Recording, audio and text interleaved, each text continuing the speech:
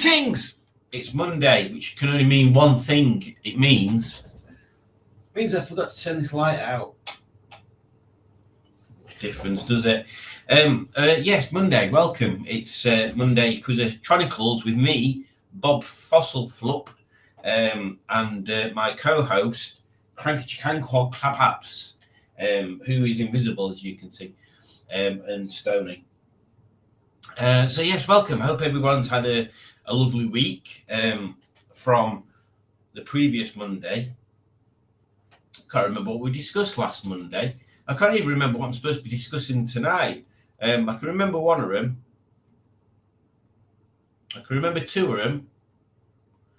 Worst breakdown, chocolate spread or jam. I can't remember other ones. So I'll have to have a look in a bit. So yeah. But before we start on there, we'll introduce the first topic, which is your worst breakdown. So if you've got a story about your worst breakdown, it doesn't need to be car related, could be any sort of breakdown. Please do share it with us in these electronic notepads that some people like to call comments. As you may notice, I am wearing a scarf. And that is because I have got what is commonly called le sniffles. And so I fully expect to expire midstream today. So if at any point this happens, it's because I've died, basically. So yeah, if that happens, don't worry about it. The stream will end eventually. And then actually, if you put comments in when I've expired, you might become famous, because this live then might become a famous YouTuber death video, and people will be able to watch it back for years to come, and they'll be able to read all your comments and stuff. In fact, ironically, it would probably become the most famous YouTuber live stream ever. And earn what would be my account millions of pounds, but I'd obviously be dead. So there you go. So let's have a look. Who is and who isn't? No, isn't. Who is and who isn't in the stream chat tonight? So Matt's here, because Matt's always here, and that's a good thing. No, never let it be said that Matt being here is not a good thing. Alex was in. Now, I know Alex is a busy bee today and tomorrow, so unfortunately she might not be joining tonight, which is a shame, because we'll miss Alex. We always miss a little cheeky comments. And then Matt did that funny thing where he writes quiz, but one letter at a time. Emma Lemon was here. She said, hello and good evening. How are we all diddling? Diddling is outlawed in this very community. There's been too much diddling going on. In fact, there was so much diddling going on that the fiddling got put to one side. And the piddling, that wasn't even talked about anymore. So we're trying to cut down on the diddling so we can talk about piddling and fiddling more. Barry is here, and he says, hello all. Now, I'm sure we've gone through this before, Barry, but you can't say hello all because not everybody's ever going to watch this.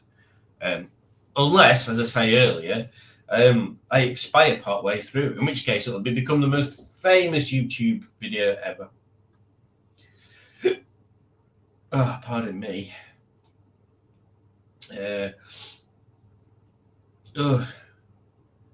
Emma says she's quite good, quite busy, and it's been cold. And then Barry said that they just had a snowstorm a few weeks ago and they're getting ready for another one. Stephen Cook is here, and he says, hello, you YouTube friends. Hello, Stephen Cook, and I hope you are well. And Raimi is here, and he says, greeting intervals. Hope you are well, Simon. We'll be listening whilst at work. Well, enjoy work, Raimi. And I've just put myself in. And yeah, it looked like you had a fairly happy time in in France, if not a bit awkward and a bit annoying at the end when you were trying to get home. So yeah, I hope you enjoyed yourself. Ramey's third birthday. He's had his normal birthday, then he had the birthday at Molly's, and then he had a French birthday as well. Oh, he's lucky. He's such a lucky man. Udjudge says, YouTube told me to send this. Udjudge has been a member for 8 months. So that must mean that I've had memberships going for 8 months, which is quite a feat, really. I didn't think they'd been going for that long.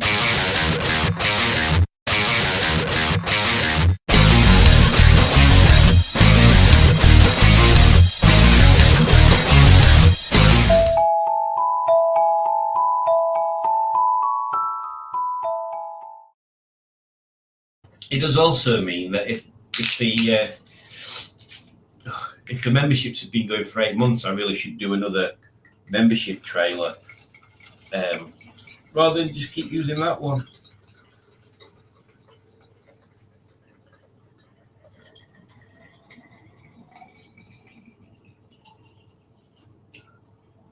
Now you might think I'm pissing into a cup there. I'm not. I'm pouring wine. Oh God, there's a bit more than half a bottle gone in there, which is purely medicinal. Purely medicinal. So what's that on the floor? Oh, it's my old laptop.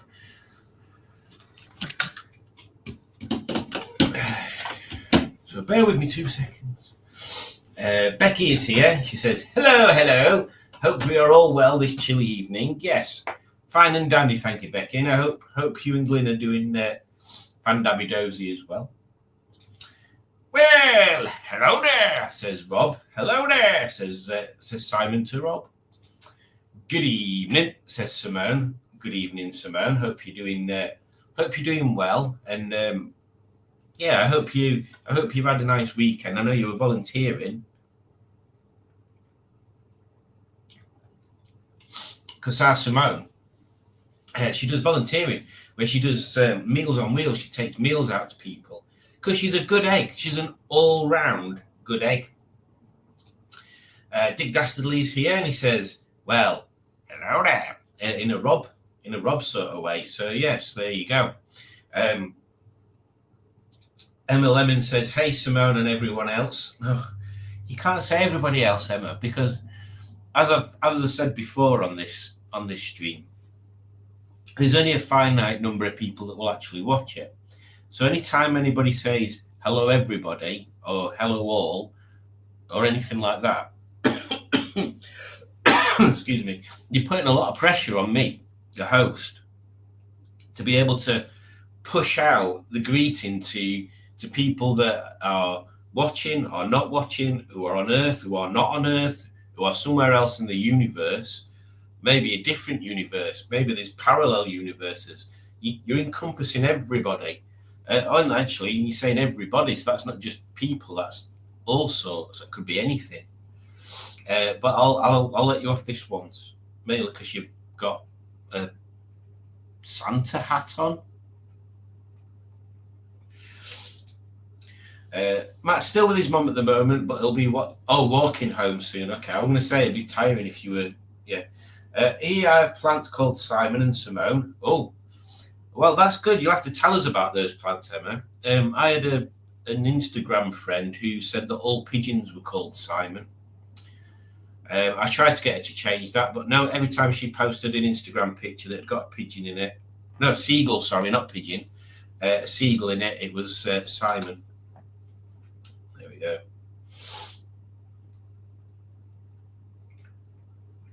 So that's an example how you should operate there.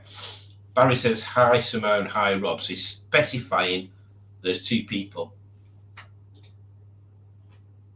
That's a fine woolly hat there, says Dick Dastardly. Yes, this is. I can't remember. I can't remember what the brand is. I bought it duly for Christmas years ago, I think. If it's the same one, is it this one? Or was that a different one? I can't remember. I bought another one that's called Toast and Marmalade because it's brown and orange. But yes, this is very warm. It's got a nice fleecy fleecy.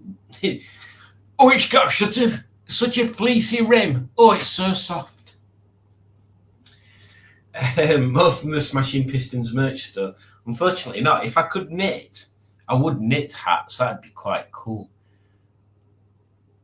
I thought I've missed the time of year for knitting hats and scarves, haven't I?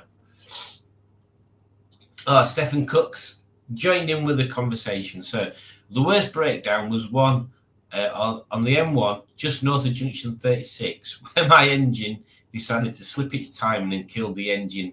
Car got scrapped, and it was going to be over £1,000 to repair. Awful. Yeah, I've had. I've not had any really bad breakdowns. There've been annoying things. I think the one. I think if I've ever had any that have had to be recovered other than just the one, I think there's only been the one. Oh, and when the Fiesta's clutch went, but that's not really anything I could do it. Now, I had a type Baywinder camper van. I think it was a 74 plate, I think. And the little bracket that holds the outside of the clutch cable sheared off. So obviously there was nothing to push for the cable to pull against and stuff. So yeah, I couldn't drive that. So that got recovered to a garage near my parents where they welded it back up. And then the guy, when he was navigating me out of the garage, didn't warn me there was another car. I assume it was a scrap car because I ran into it anyway. That was annoying. But yes, that was annoying because that was in the middle of town, in the middle of Sheffield, near Shoreham Street. I don't think it was actually on Shoreham Street, although it might have been. Blocking one of the lanes. And obviously, I couldn't move it, so we had to try and push it backwards out of the way. Oh, it was very annoying. Very annoying indeed.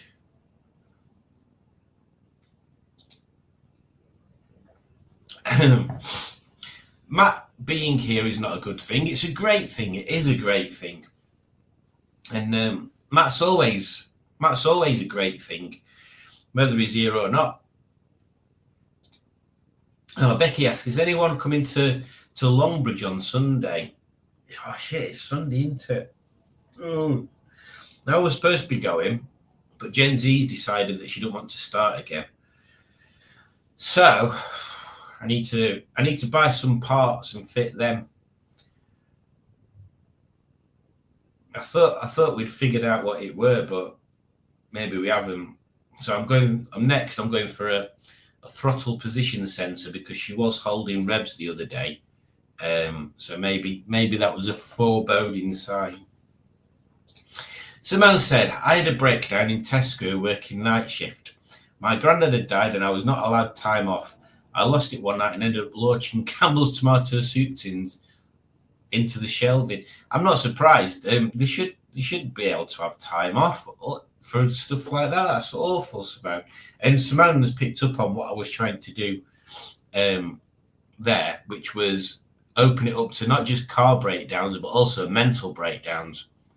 So if anybody wants to share a mental breakdown, feel free to share your mental breakdowns.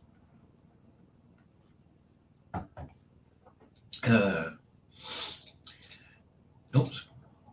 I will try to come to Longbridge on Sunday. I thought you were one of the main protagonists, Rob.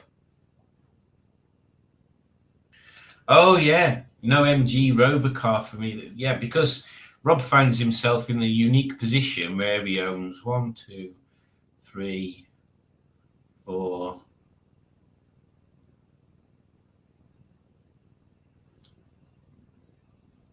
You've got to own more than 4, at least 4 MG Rover products, and none of them are roadworthy. Gaz on a Track says, never chocolate spread. If you want chocolate, have chocolate. Yeah. Chocolate spread or jam is the question. Chocolate spread or jam. At the moment, I think I'd go chocolate spread. I think I'd go chocolate spread. Chocolate spread if it's on toast, at least anyway, or maybe both. There's another thing that I found in the shop. It was, what is it? Caramelized apple spread. That's nice. It's better on bread than it is on toast. I know bread is toast, toast is bread, blah, blah, blah. But yeah, I think at the moment I'm edging over to the side of chocolate spread, maybe because I've not had it for a while. Rob says, breakdowns. I refer you to us getting soaked by the River Don in Nova. Oh yes, that was quite a breakdown, wasn't it? But I don't know whether I classed that one, Rob, because then it was unbroken down. So I don't think I classed that one, but it was a close one. It was very close. I like chocolate spread, says Matt. I'm always waiting for a punchline when Matt says anything like that. Nutella. Yeah, Nutella's nice. I can't remember what the French brand is that are the other stuff we get. Is it Bon Momar or something? It's very nice. It's very nice. I like jam more, says Stephen Cook. And there's plenty of varieties of jam as well, isn't there? That's the other advantage of jam, I suppose. Chocolate spread is chocolate spread, although there's varying types. There's an orange chocolate spread. Why does my leg hurt?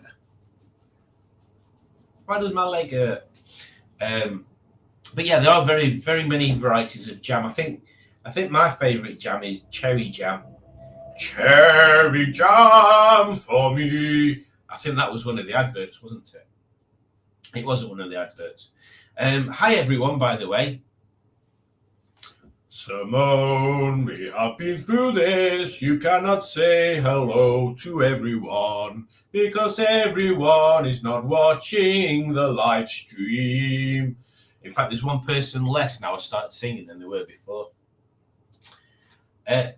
Neither chocolate spread nor jam for me, thanks. Well, that's fine. That's fine, Dick Destle. If you ever come round to our house or to one of the Smashing Pistons meetups, you can partake in neither option. What about chip butties though? I might have to do that. That might have to be a Smashing Piston. Oh, we talked about this with Matt before, didn't we? Oh, we need to do chip butty meetup. Nutella, no. Toast only needs good butter and occasionally Marmite. Rob, you have never been so wrong in your life. Good butter on toast, completely with that. Marmite, I've bought 3 jars of Marmite in the past, and every time I have Marmite once, possibly twice, and then think, no, this is shit, and then I don't eat it.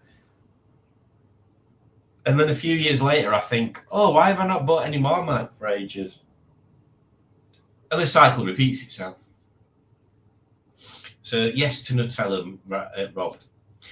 Pingu is here. He says, "Hey up, Simon lad, and all the Simonettes. Hey up, Pingu. Let's put a thing on for Pingu."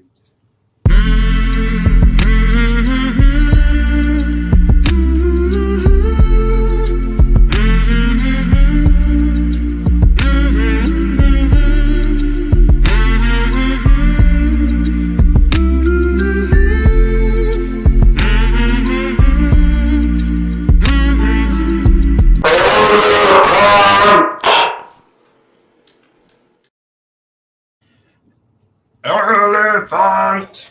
So elephant. Nutella by the spoonful, says Emma. That's going some. Well, I suppose it depends what spoon, really, doesn't it? If it's one of them tiny little measuring spoons with like 5 milliliters in, that's not much. If it's one of them big ladle spoons, that's loads. That's nearly a jar. Barry says, the worst breakdown was my Amiga ex-police car blowing its head gasket. Messy and expensive. They're quite nice though, aren't they, them Vauxhalls? Big old Vauxhalls like that. I'd like a Vauxhall Colton, automatic. Biggest engine you can get. That'd be a fun cruiser.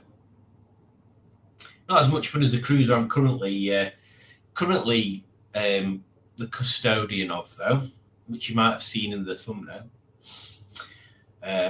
What about golden syrup? Golden syrup. Now then, that is a valid question. Stephen Cook puts across a valid question.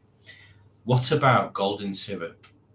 It's a weird one, isn't it? Golden syrup. It is a weird one, because to me, golden syrup and honey are very similar.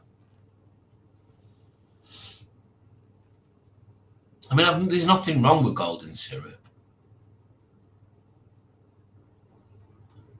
But in golden syrup, literally just sugar. Isn't that what it is? I mean, I'd say, yeah. I mean, golden syrup on crumpets is quite nice, to be honest. Becky says to Rob, if you come to the Kew Gates thing, you can take the captain down the road.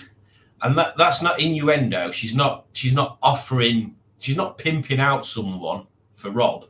She's not pimping out a friend or colleague for Rob to express his love to. She's talking about their car.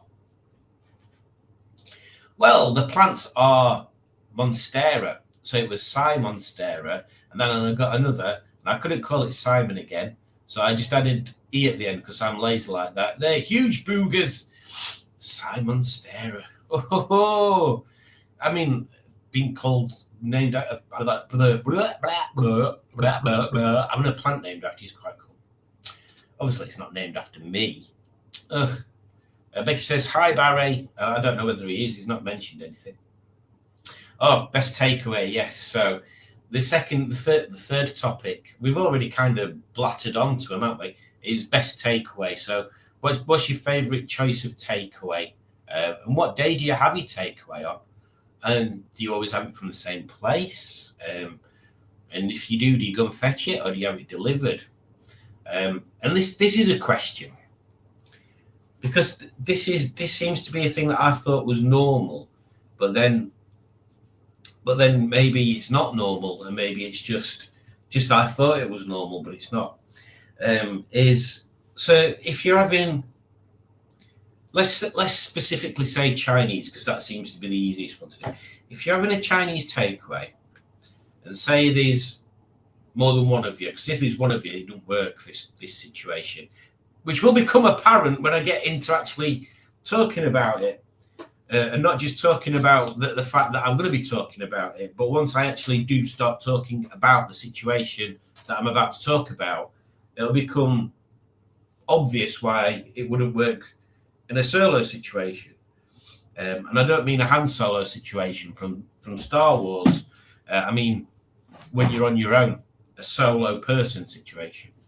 Although Han Solo was a person, so that still doesn't clarify that.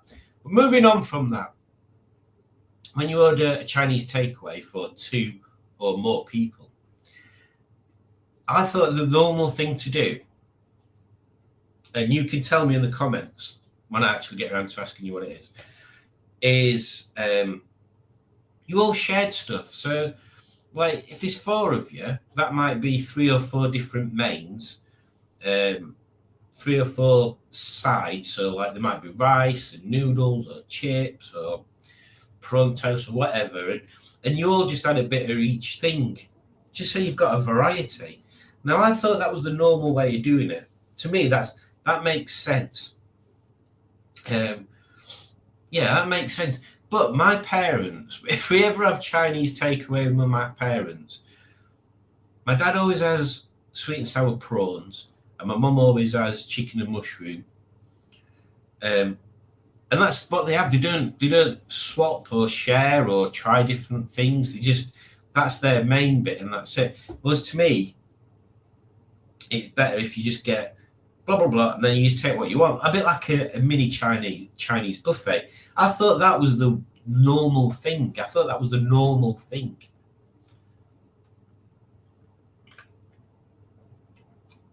Obviously, you wouldn't do that if you had a chippy takeaway or something.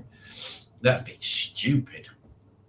But like if you ordered pizza and there's a few pizzas, you'd have a bit of everything, wouldn't you? You wouldn't just stick to one pizza. Maybe I'm wrong. Tell me in the comments, what do you guys do? Do Do you mix it up a bit, get a bit way, a bit whoa, or do you regimentally stick to what you chose? Pingu says, when I was young and I had a complete brake failure on my 205 CTI just after I bought it due to boiled brake fluid.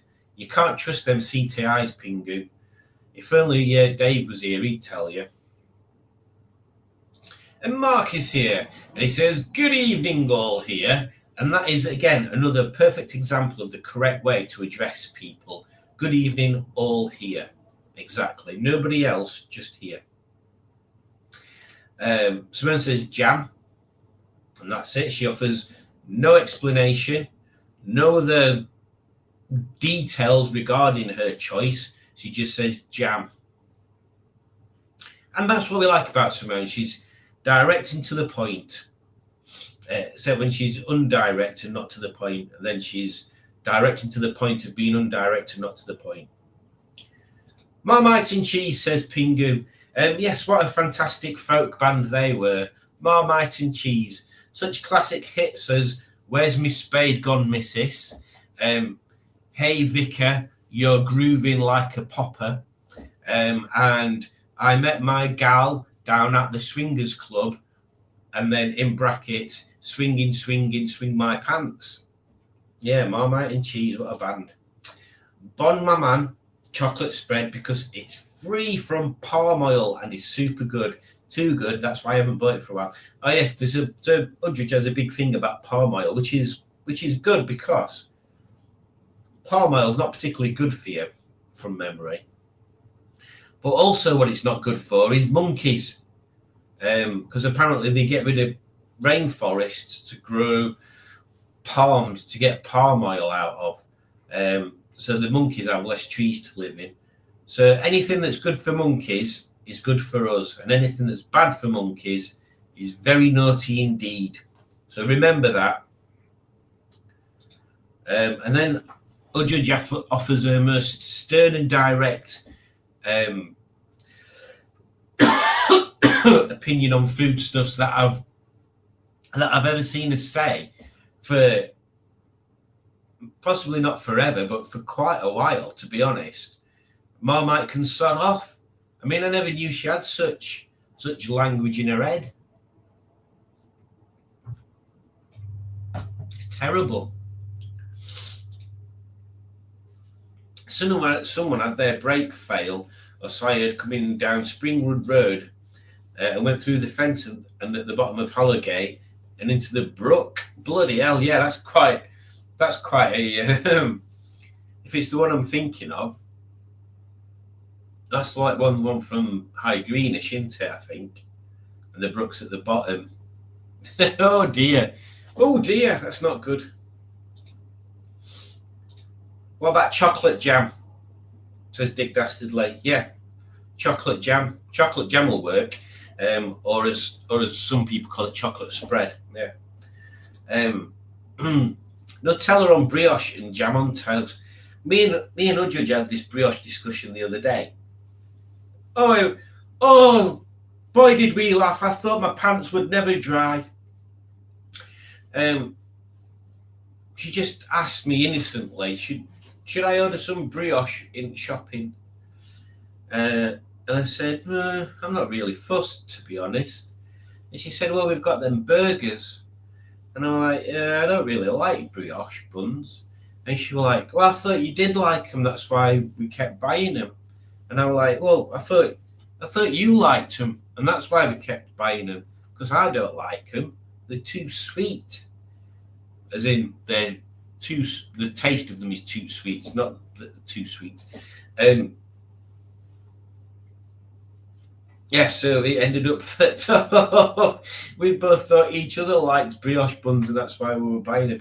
I like brioche in the morning. That's nice. But brioche buns on a burger, no thanks. Move along. Pingu and Udjudge are going to have a fight about Marmite. Barry's joined in with Yuck Marmite. Rob would love to be taken down the road by Captain. Enough said. Chip butties sound promising. Yeah, exactly. We'll sort that out. That should be a thing. That should be a thing. Oh, and Udjudge starts retaliating to Pingu. And the Andersons are here. Says, good evening from the Andersons. Good evening. Right then, so it's past. So let's get the first quiz up. Now then, which one were it? Oh, I've got to drag this over here. Oh, I actually found a funny thing for us to look at. Oh, I've gone blind. The other day, honestly. Right. Come on. I'm so slow today, I apologise. Right then, let's get sharing this screen. Ba-doop. Ba-doop. Here we are. I don't think I'll join in this one. Ooh. So where did we get to? Stephen Cook hates Marmite, so that's another anti-Marmite thing. I don't like Marmite, but love Twiglets. Yes, I'm weird. Are Twiglets Marmite flavoured? Because Twiglets always seem a bit... I don't know, it's difficult to say. They're a bit dusty tasting, aren't they? Ugh, Twiglets.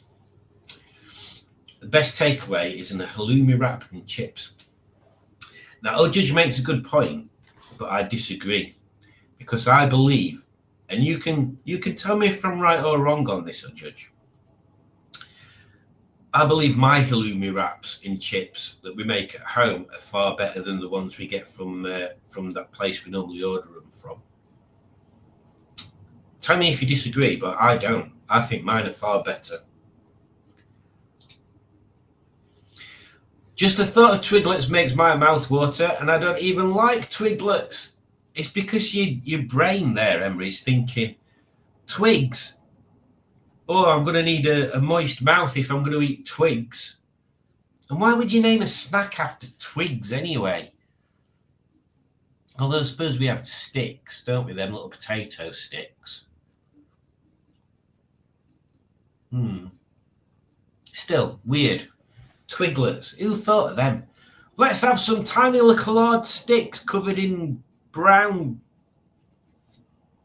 whatever flavour it is, tar and dust and muck flavour, and call them Twiglets. No, let's not do that. Let's not. Well, if you do that, I'm not buying them. I'm not buying them. I prefer jam on toast, but love chocolate spread on pancakes. Now then, what you've done there, Emma, you've entered, perhaps unwillingly and unknowingly, into an arena of pain there. Luckily, it's not your pain; it's my pain, because I shall say what I always say anytime we talk about pancakes, and then I'll just wait for the hate to come pouring out of the comments at me. So, pancakes. Now, I must admit, tiny little pancakes, little Scotch pancakes. I have them for breakfast with maple syrup. That'll do me. Fantastic, lovely. But if you're talking about proper pancakes, I don't have sweet pancakes in that way. Oh no, I have your savoury pancake, your good old same batter mix as Yorkshire puddings, but in a pancake, fried in a pancake. And you know what I have on that pancake? And you may be shocked to learn, or you may be not shocked to learn. And I can guarantee you, if you are shocked to learn, you live outside the Sheffield area. And if you're not shocked to learn, you live inside the Sheffield area. What I have on my pancakes is gravy, and that is it. I'll just sit and wait for the hate to come rolling in.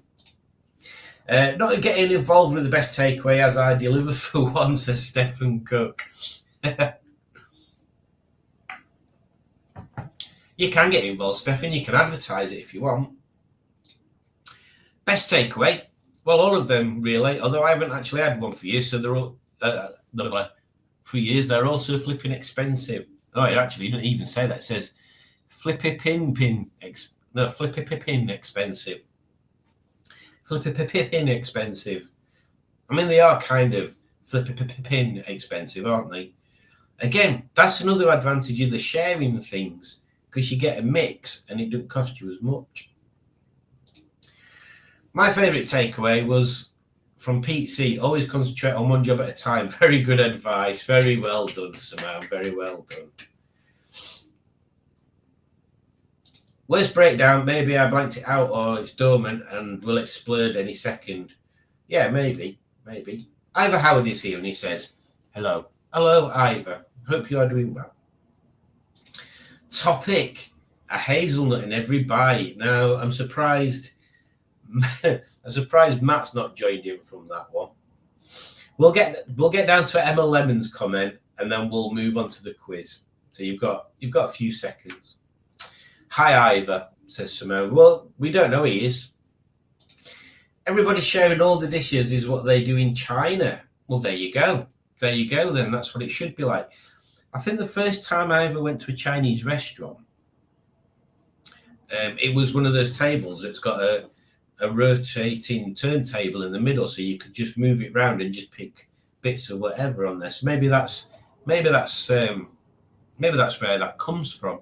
But yeah, definitely it's better to share, better to have bits and pieces of lots of things, lots of different things than just the one thing. Although having said that, my favourite thing from the Chinese takeaway is the variety box of starters, where there's like chicken skewers, spare ribs, wonton, prawn toast, spring rolls, seaweed, sweet and sour sauce.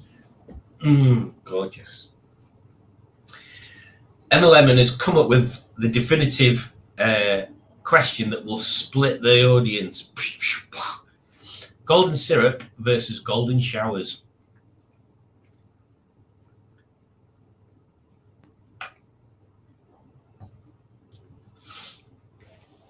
I've only ever experienced one of those as a child.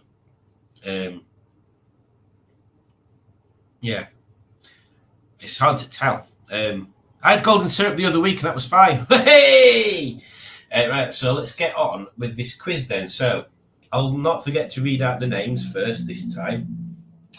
So we've got Mr. Tony Marmot with my eyes, which is going to be your judge. 18 Marmite. Do the parts, man. Oh my God, that's a blast from the past. Frantic Flaps. Peanut Butter, Riding My Captain, and Butty Man. We've only got 8 people. Well, let's start anyway.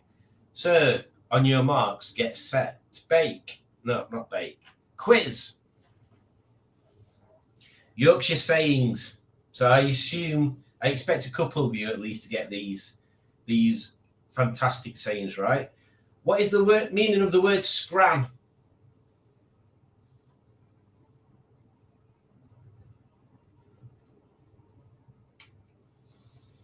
Come on, people. You should know this. There you go.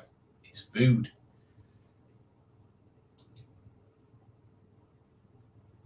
Which is what Raimi will be delivering this evening.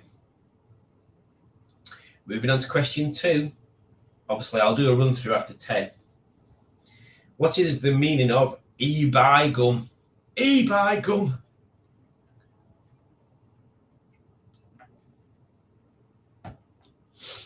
Oh my God. Well, we've lost a player already. Moving on to question 3. Oh, it's double the points, this one.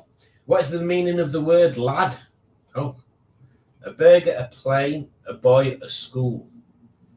That's a random question, isn't it?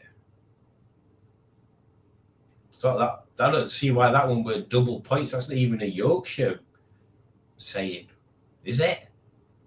Maybe it is. Another double pointer. What is the meaning of a chinwag? Is it a Chinese restaurant, a conversation, a Chinese person, or to nod, shake your head? It is a conversation.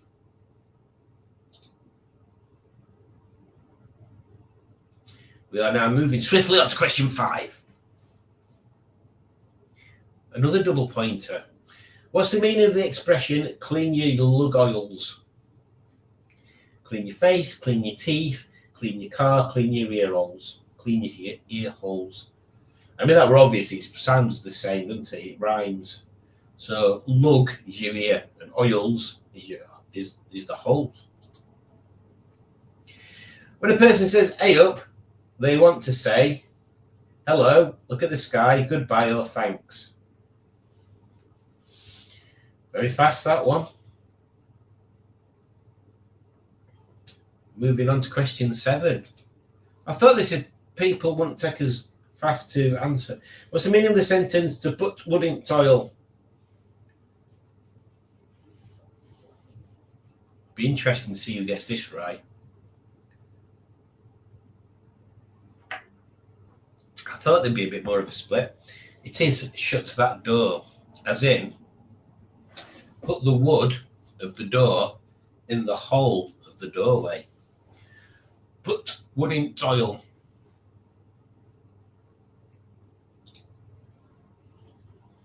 Oh, look at that, bit of a shift. Bit of a shift, suits you. Question number 8. What's the meaning of the word a brew? A boy, a cup of tea, a cow, a beer. I'm pretty sure that's not a Yorkshire one. Or maybe it is, because they do say it on the Yorkshire tea adverts, don't they? Oh, question 9 coming your way. Do you want some spice? Means, do you want some salt and pepper? Do you want some ice in your drink? Do you want some chili spice? Do you want some sweets? It is sweets. I mean, they kind of gave it away with the picture, really, didn't they? He looks a kid. He's got a very strange shaped head. What's going on there? What's happened?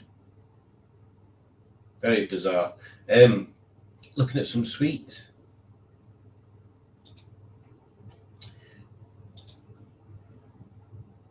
Oh, Frantic Flaps has moved into the lead.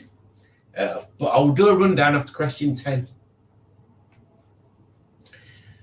What is the meaning of to faff? Fly, lie, do something unnecessarily, go shopping. Do something unnecessarily. Faffing about. So, after question 10, Frantic Flaps is first. God, that's a tongue twister, isn't it? Do the Bartman is second. Riding My Captain's third. Peanut Butter's fourth. And 18 Marmite is fifth. Or is that I ate? Is that I ate Marmite? I ate Marmite. That's better than what I thought it was. I was thinking, why 18 Marmite? What are you doing with Marmite that's 18 rated? But I ate Marmite, I see. Right. Now we've sorted that out, question 11.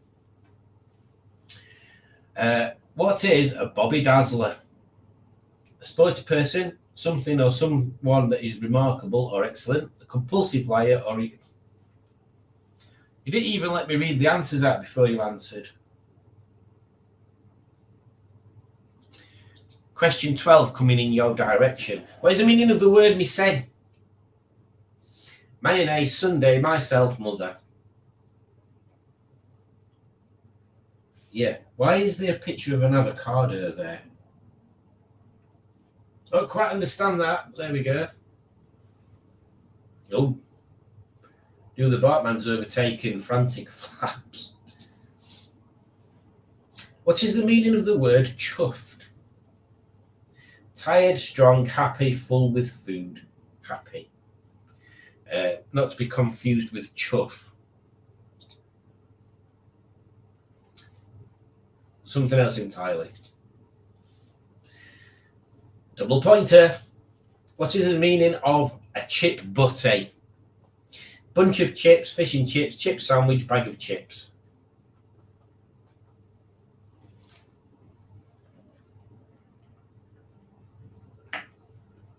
A chip sandwich, as in chips in a bread cake or barb cake or bat or roll or bread roll or stotte or whatever you call a bread cake wherever you are.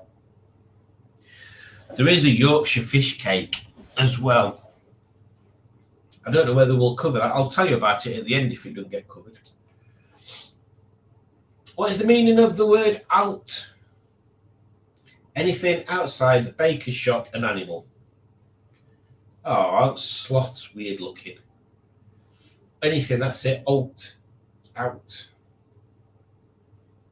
Oh, Butty Man's moved up into 5th. Moving on to question 16. Double pointers again. A daft apeth. What is that?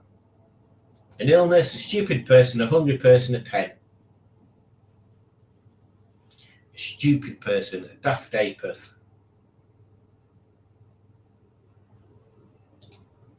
Question 17. What is the meaning of the word lass? Last money, less girl. Everybody's getting these super fast. Now then. Question 18 coming your direction. Prepare yourselves. What are kegs? Eggs, trousers, cakes, or hairs? Trousers.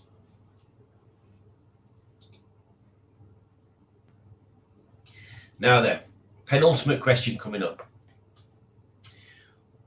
A what? A bairn?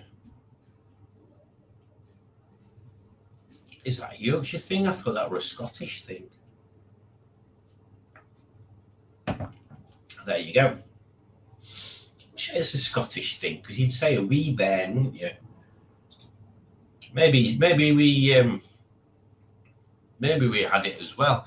In fact, I wonder if that ties in with the York thing. Because didn't the Scottish attack Yorkshire area at some point? Because from memory, one of the silly bylaws is that it's perfectly legal to stand on the wall, the York City wall, City of York's wall, and fire a bow and arrow. Well, fire an arrow. You don't fire the bow, do you? That'd be stupid. Firing arrows at a Scottishman, or Scotsman, as the correct pronunciation would be. I assume that's some old law from somewhere. Something also random. I'm sure it's Doncaster actually belongs to Scotland because they've never actually given it us back or something. Something weird. So after the penultimate question, do the Bartmanis first. Frantic Flaps can easily overtake her. Ride in my captain can easily overtake. Peanut Butter can also overtake. Butty Man can't. So any one of these top 4 can be first. Butty Man can only make it as high as second. So moving on, unless it's double points, in which case anybody can win. Moving on to question 20. What is the meaning of jammy? Late, a jam sandwich. Lucky, a jam biscuit. It is indeed lucky. Yep, you jammy sod. So in 3rd place we have Riding My Captain. In 2nd place we have Frantic Flaps, which means in 1st place we will have Do the Bartman. Well done, Do the Bartman. Not only for winning the quiz, but also having a cool name. Yes, a very cool name. Stop sharing. Thank you. And then close this one. Yeah, leave the page. And then get this one loaded up ready for later. Yeah, there we go. So what did we miss in here? Oh yeah, we ended on Emma's golden shower, didn't we? Had the clutch fail on my Frontera on the Severn Bridge. Had to drive it with no clutch to Cardiff to sort it out. Laughed my arse off. Fun times.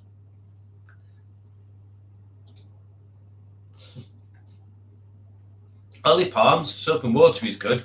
That's Simone's joke about palm oil. Pingu, I was a rally driver yesterday. at the Brands Hatch in a Toyota GT86 tray front, muddy sideways action. That does sound quite cool, actually, Pingu. I didn't know they did the GT86s and stuff like that. Second worst breakdown was clutch going on Mark 1 facelift Ford Focus. When going up White Lane, just got to the car on Warren Lane before it stopped. Yeah, my clutch went on my first MG-ZR. What were I taking it to Kevin's for?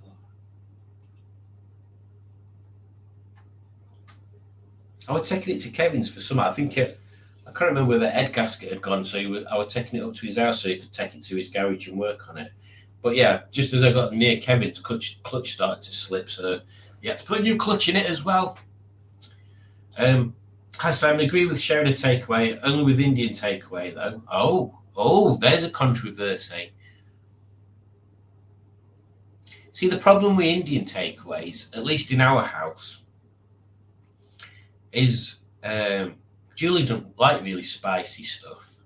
I don't like really spicy stuff, but I'm not keen on the not spicy stuff either. Unless she's getting more towards more away from the coma type things. I cannot quiz as I'm about to eat with my fingers. How is Jessie doing in these days of northern living? This is a very good question, Pingu, and thank you for asking it. So I don't know how many people are aware. Everybody should be aware. Everybody should be aware. I picked Peggy. I picked Jessie up on Wednesday. I drove Peggy. I think I've released that video, haven't I? Is it members only at the moment? I've done two versions of the Peggy video. I've done a members only long version and a non-members shorter version. So there we go. Yes, I picked Jessie up on Wednesday. Had a lovely drive back from where she was being stored back to Alex and Ramey's. And then yes, obviously Alex did her little video thing, and oh my god, I can't believe she had a crying session after I'd left. That made my heart go bibbidi bop. Poor little lass. I'm glad Ramey was there. I can't imagine her crying on her own about a car being taken away. But yeah, me and Jessie got to know each other quite well on the 3-hour-ish drive back. And what a delight! What an absolute delight that car is. It's bizarre because I didn't expect. I mean, I've been a passenger in Jessie a couple of times, but for the longest one was when Alex drove us to the museum at Broughton on the Water, I think it is. And Alex can chuck Jessie around corners like no right. She swings that car around corners like a demon, like an actual demon. A demon in a frock. What was I saying? Oh yeah. So I got to know Jessie quite well. And on a motorway, perfect. Get her up to, well, I assume maybe about 40 or 50. But Speedo decides to work when unexpectedly. So I'll keep looking at it when I set off and it'll not work for ages. And then I'll be driving along and all of a sudden I'll notice it's working. But yeah, she's got overdrive. So you get her onto the motorway, click her into overdrive, and you can just plow on. 60 mile an hour, just plowing on. Lovely, well-behaved thing. Takes some getting used to with the mirrors because the ones at the front are miles away and you can't really see much. And then the one on the door is like a magnified one, so you can't see a wide area, but you can see. Well, it takes some getting used to when you're not used to it. Apart from that, lovely. We were overtaking people and all sorts on way back. What else was there? The heat is fantastic. The dashboard's gorgeous. You turn the first time I drove her when it was dark and I put the lights on and then I put the dashboard lights on. It's just like a little. Oh, it's just gorgeous. It's just like a little old radio. It's just a wooden front with 2 dials in it, some bits and pieces, and a nice little white glow coming from behind these black dials. It's just, oh, gorgeous little thing. What else did we experience? We experienced using the windscreen wipers when it was raining. Not yesterday. What day is it? Saturday. On my way back from Matt's at gone 12 in the morning. Yeah, they're fun. And the windscreen wipers, I don't know why, they park off the window. So the first time you turn them on, they only come up like that far and then down, and then they do a full sweep. And then when you turn them off, they go down, then up a little bit, and then off the window again. Fantastic. It's just cool little things like that. They're just, it's just such a cool little thing to see. It's just little stuff. What else is there? The horn's fantastic. Although I used it when I pulled away from Alex's. But yeah, it's loud, and I swear you can feel it through the car. So that's cool. What else was there? Yeah, I think that's about it up to now. Oh, I like the way the fuel cap is on a hinge, so you don't have to take it off and put it somewhere. You undo it, and it just folds to one side. So yes, Jessie is loving it up north. She's in the garage, so she's all kept nice and warm, which is why Gen Z, I think, decided not to start, because she's been stuck outside on road. And she's like, well, if I'm going to be outside, I'm not starting. So there you go. Udja, so thank you for asking, Pingu. Udja says, yes, your halloumi wraps. I assume that should be and the chips are better for health and money and taste and mental health. So there you go then. So you need to now re-establish what your favourite takeaway is. I like Twiglets, me. So named because they look like twigs. Yeah, I would assume so. P.S. What is halloumi? Halloumi is, well, it's cheese, isn't it? But it's cheese that you can grill. It's grilling cheese. Although we put it in air fryer. Ooh, halloumi. Where did I have halloumi the other day? Oh, when I were at Alex's, we went to a place called Burger Boy, which is a weird name. What did I have? So I had a halloumi burger. And then we shared halloumi chunks, and oh my god, what was the other thing?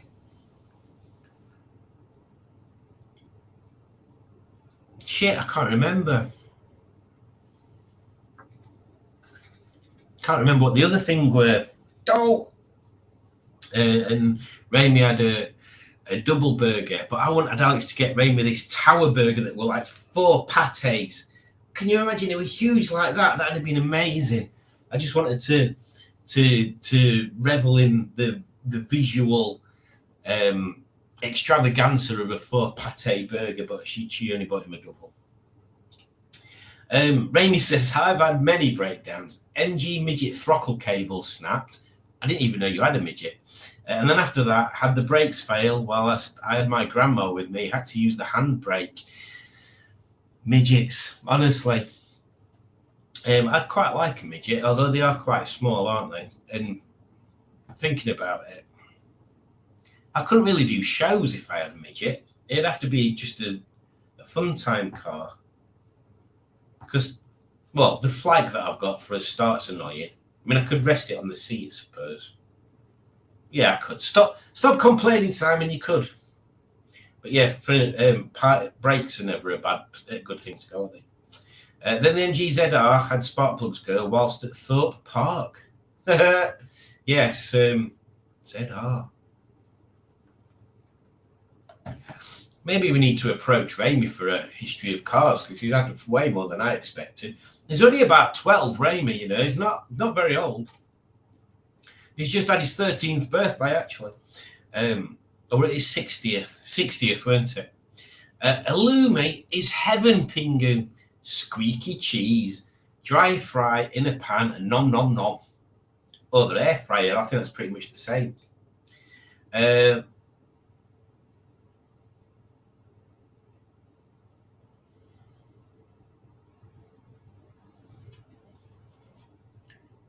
I don't know what's happened.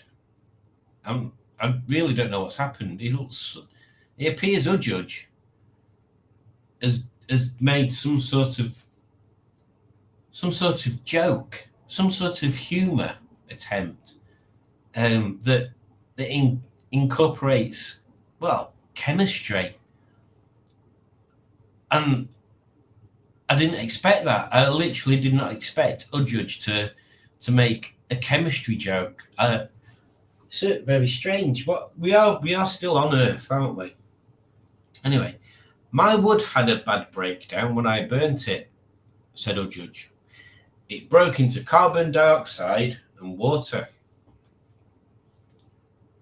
There you go. And Ren points out all of the breakdowns that you've mentioned required recovery. Gravy on pancakes, says Rob. I thoroughly approve. Well, I'm glad you approve. Let's have a video to celebrate that. Which one? This one. Did someone say bollocks?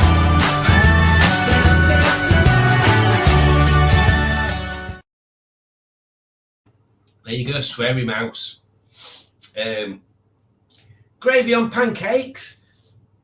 And then a shocked face. Dick Dastardly looks shocked. Shocked. Ham and cheese folded pancake, says Udjudge. But Udjudge's pancakes are thin and they're called craps.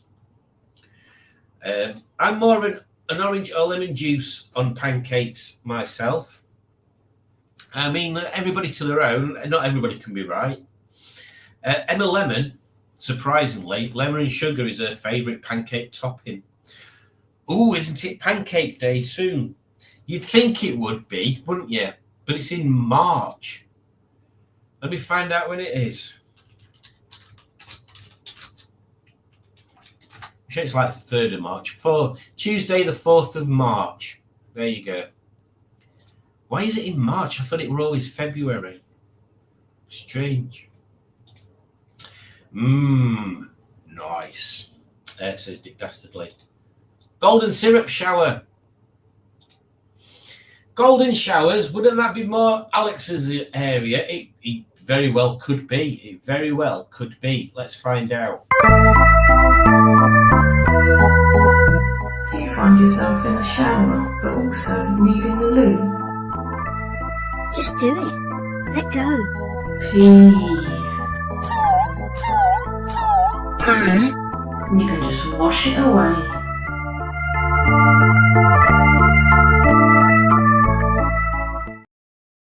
There you go. Ha ha ha ha, says Emma Lemon. Oh my God, I deleted my golden showers question. Sorry guys. You don't have to apologise. You can put smut. We fully invite smut. If you overstep the line though, we will literally send out a drone to assassinate you. Oh, we'll send Norman round with one of his brushes. That'll teach you a lesson. Make sure Sharon doesn't know though. I thought it may be too naughty for this live stream. Need to try and behave myself. No, you don't. Udjudge is on here. She keeps saying cocks and all sorts. Raymay says gravy on pancakes. Wouldn't be so bad. Here, Dutch style pancakes with little apple cubes in the batter, and then add cheese once flipped to melt. Next time I come to yours, Raymay, we're having that. Oh. Yes, definitely. In fact, that should be a thing. We should do cooking with Alex and Raymay next time, and I'll film it. Alex made me scrambled eggs for breakfast on Wednesday, and it was delicious. And I felt guilty this morning for one of the. Do you ever have that where you wake up half sleepy, and you have a sudden think? You have a sudden think in your head, a sudden thought in your head where you think, oh, I could have done that better. What I thought this morning, I went, oh, God, it's morning again. And I suddenly thought, bloody hell, Alex made me breakfast and I didn't even offer to help. I felt right. I felt real. I could let myself down there. So, Raimi, pass on my regards to Alice and say Simon apologises that he didn't ask if you wanted him to help make breakfast on Wednesday. I mean, maybe I did. I can't remember that. I felt real guilty about it this morning. I thought, oh, that's just awful. I just sat there playing on my phone.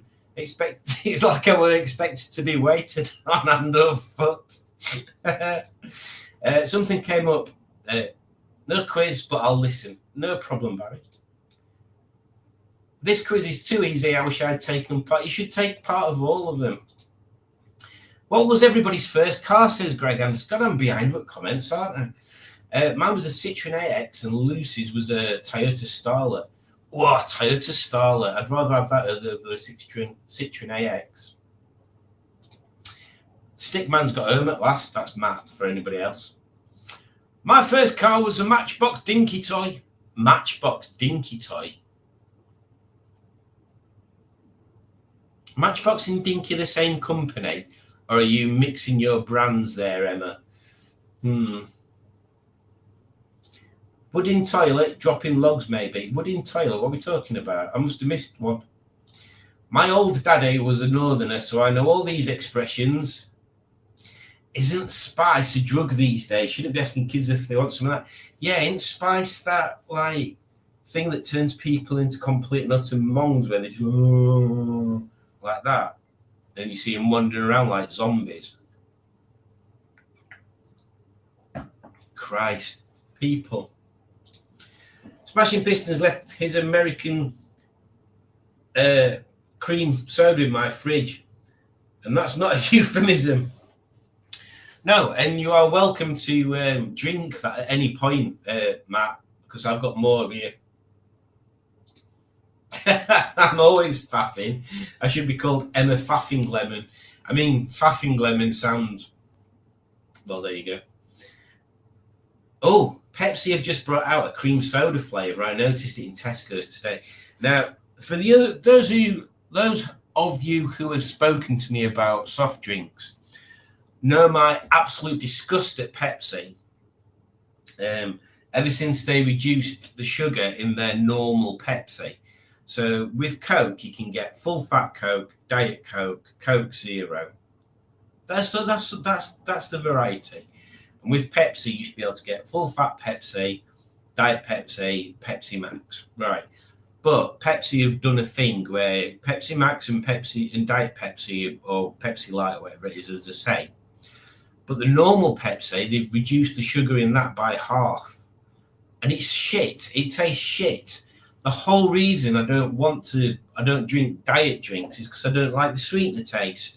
And now Pepsi don't have a drink that doesn't have that horrible sweetener aftertaste on it. So I may try, if I see one of these, Emma, I will try a cream soda Pepsi in the vain hope that the cream soda-iness outdoes the sweetener taste. If not, down with a Pepsi. Frantic flaps, twist of the tongue. Very good, Matt.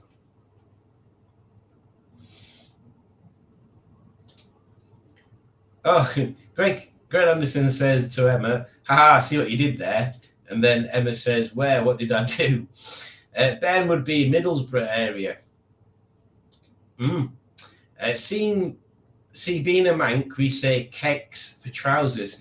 Now, that's funny you should say that, Greg, because when that question came up, my brain went to kegs, but then it also went to keks because my mate was from Salford, Manchester area, and he says keks. He also says bomb cakes, which still makes me laugh. So I was a bit like, ooh, which one's which? We use keks more to refer to undies. That's true.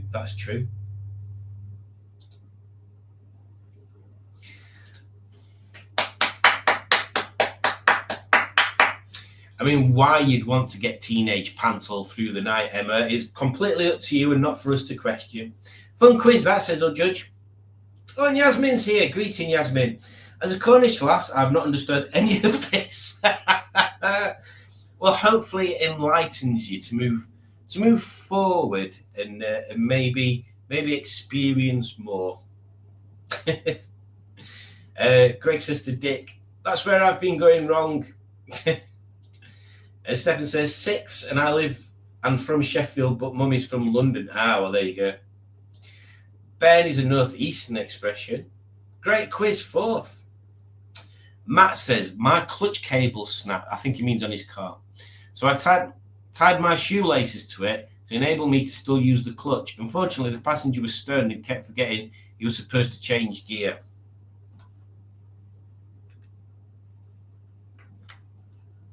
It does sound bizarre. Is a breakdown when you have to be trailered home? I would say so. Our last won that quiz doing the Bartman. E-rate northern she is. Well, Rotherham, sir, not proper Yorkshire. Rotherham is proper Yorkshire, surely. It's time for some jelly and ice cream after such a disastrous performance at that quiz. I have ice cream downstairs, but I do not have jelly. We saw Jessie and Gen Z on that Super Channel Stickman TV the other day. Did you? Oh, yeah, because they were parked outside, weren't they? Gen Z was literally parked in front of the gates, and when I couldn't start her, I had no choice other than to roll her further down the hill. So our neighbours just down the road, which aren't really neighbours, they're down the road. They seem to have 2 people come to see him nearly every day, and they always insist on parking on the road outside the neighbour's house, even though they've got space for about 5 cars in front of their house if they just drive on there. So they're probably getting a bit annoyed with me now because I keep taking up their spaces. I got second and I'm a Cockney Gaz. Well, there you go. Stickman TV bringing actual viewable content. Surely not, Pingu. I mean, yeah. Stranger things that happen at sea, Matt. Oh, can you imagine Matt at sea? Jeebus. Paradise by the dashboard light, exactly. Movie night was a late one. It really was a late one. And we watched this film that has been bugging me for weeks, trying to get it to work. And I remember really liking it, and I did really like it. I felt conscious that maybe Matt and Dave didn't find it as funny as I did, because I found it really funny all the time. But you will see that when I manage to edit the video. We've got another one. There's still City Dragon. I've not edited. I've gone from having no videos at all, like ready to release, to having loads of stuff to bloody edit. I edited the Marina video yesterday when I drove Alex's Marina Marley at the Beards and Bangers meetup thing, and I'm just waiting on hearing some comments from Ernest before I put the final sheen onto that one. I really hope you drive TC one day, Simon. Yeah, me too as well. Me as well, Simone. Me too as well. I don't know what I'm saying tonight. Yes, it'll be fantastic. And we need to think. We need to try and help Simone get herself into a situation where she can weld TC, because she needs a place with power so she can do the welding. And we're struggling at the moment to put a plan together where we can either get TC to power or power to TC. I mean, none of them garages have got power, have they, Simone, near there? And they're not really near your house, are they? So it's really tricky. I'm wondering if there is a generator you can hire that's big enough to run a welder, and then like hire it for 2 days and just spend 2 days get all the metal cut and fabricated, ready to weld, and then just hire a welder for 2 days and just go at it. Maybe that's the way. Julie's actually been trying to think if there's a way of of us, because I've literally got no room. Because one of my suggestions when I was talking to Rob and Alex before was to get TC up in our garage, and then you could weld it all the time whenever you needed. But now I've got Jesse. Jesse lives in there, and I have to put a car on the road because the ZS isn't MOT'd anymore. So we've got the Civic and Gen Z on the road, Emily the ZS on the driveway / garden area, and Jesse in the garage. So I'm a bit stuck for room at the moment. But Udge was trying to see if there was any sort of unit areas that we could rent that might be useful for us to put. Oh, bye Andy Billings. To put one of our cars so we could fit TC up here somehow, and then you could come and stay and do the welding and stuff whenever you wanted. The only problem with that is getting TC up here. I don't know how that would work because I ain't got a trailer and I ain't got anything that can tow a trailer. Yeah. So yeah, there's that. We're still thinking. But yes, I would love to drive TC one day. I had guacamole nugget type things. I don't know what guacamole is, but I don't like it. You don't know what guacamole is? It's like avocado and spices, isn't it? I love guacamole. Vipers on my 2008 have a triangle of doom. That is awful. Awful. All this talk of vegetarian food is making me think it's essential to have a burger tonight. You are always having a burger, Matt. You're always having a burger. Matt is Burger Town. Right, let's get on with this next quiz.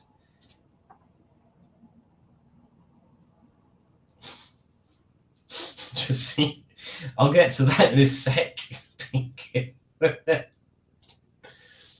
Right, let me share this screen, and then when I share this screen, I'll go back and read some more comments. Let's have a look. Screen number 2, isn't it? There we go. Matt says hello to Simone and asks how things are. And Pingu laughs at Udge. I assume it's from that wood joke. Crispy pancakes. I used to, when you have memories of when you were younger, and at the time, you don't think things are as good as what they actually are. But then when you look back, you think, flipping heck, I wish I were back in them times again. But for different reasons. So picture this, young Simon finishes school, starts a BTEC in electrical engineering. In fact, it's electrical and mechanical engineering. So I'm at college doing that, which is where I meet my friend Rob. And through my friend Rob, I meet his friend Pete. So Rob is a guitarist. His dad used to be a musician in bands and stuff, and actually still is. He's really good. Which is where Rob got his talent from. Rob's quite a good guitarist as well. And Pete is he's more of a songwriter. He used to play bass for us, but he plays keyboards and he what's the word? Composes music. And recently he's actually got better at singing than he used to be. So yeah, all three of us have got talents that slightly vary. Where was I going with it? Oh yeah, so that's where I met Rob, and through Rob I met Pete. Now, when my college course finished, there was a few months, maybe 6 or 7 months, maybe not even that actually, where I wasn't at college and I didn't have a job. So what I did for those 6 or 7 months is pretty much maybe every other day, maybe more often than that, I just used to go around to Pete's house. So I used to get on my bicycle or walk or get on bus if I were feeling particularly flush. It's not that far, to be honest. I don't know why I just didn't go on bike all the time. Maybe I did. Anyway, I used to ride to Pete's house, who also didn't have a job, but he'd he'd got a mortgage years ago, and rather than paying rent for Pete, I think the council were paying his mortgage or something. I don't know how it works. I didn't really care at that age. But the amount of times we spent out just to go around to Pete's, if it were early enough in the morning, he'd be making bacon butties, and then for dinner we'd have Finder's crispy pancakes, because neither of us had any money, and it was like the cheapest thing. But we just used to sit there in his living room, listening to CDs. Now, he used to introduce me to all sorts of music and bands that I'd never heard of. And at the time, I'd introduce him to stuff that he'd never heard of as well. But yeah, we used to sit there, and I cannot confirm or deny if there was any tobacco type products consumed as well. But there may have been. And yes, it was a heady time of crap food, good music, and then we used to just go upstairs and get all the studio stuff turned on and just jam stuff out, just come up with ideas. And it was during this period of time, and don't worry, this isn't as depressing as it sounds, that Pete it was Pete that kind of introduced me to home recording. He'd got a 4-track multi-track recorder. 4 is pretty much the most you can get out of a cassette tape. We are going low quality. But yes, we recorded my first song called Suicide. What a happy subject. But yeah, I can remember recording that and thinking, this is really fun. I like this. And there were just loads of cool stuff that we did like that. Yeah, Rob used to come round at night, because I think he'd already started work by then. And yeah, we used to practice covering songs. So Rob would play guitar, I'd play guitar, Pete would play bass, Rob had got a drum machine. I think what did we cover? We covered Ziggy Played Guitar. We covered Hush. I loved playing that. Yeah, we were a few things we used to cover. Yeah, were really good times, really good times. At the time, I remember thinking, God, this is crap, I ain't got any money. But just to spend a month doing that again, just chilling out at Pete's, writing music, pissing about. Of course, we're all older now. Pete's got a young family. He lives about 40, 50 minutes drive from, well, I would say probably further than that from here, actually. Quite a distance away. Rob, obviously, has got a family as well now, and he lives about 40 or 50 minutes away.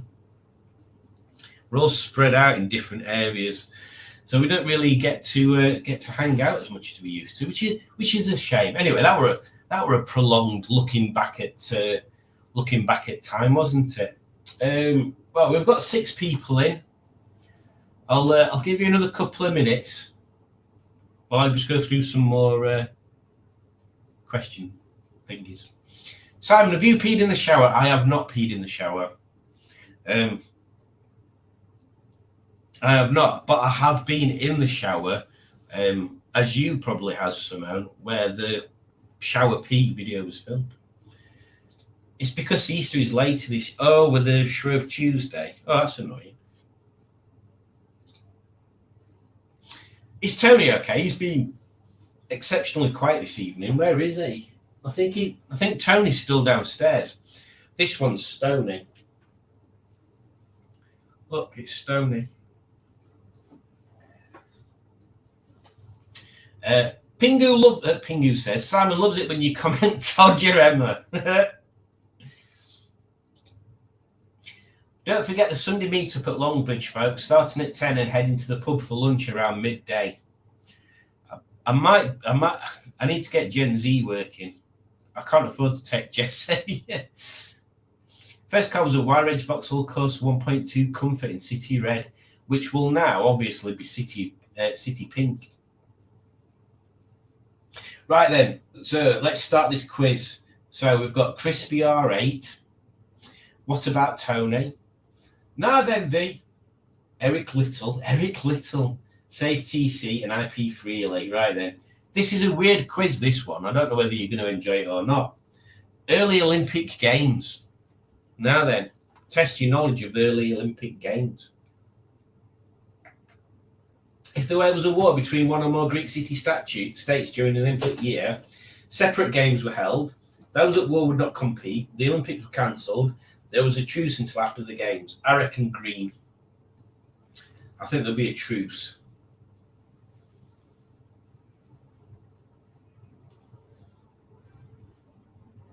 Ah, I was correct. I shouldn't be playing this one. I'd be winning. I'll do a rundown after question 8 this time. Question 2. Sporting events were held at religious festivals and at the end of the war, funerals, the winter solstice, toga parties. Sporting events were held at religious festivals.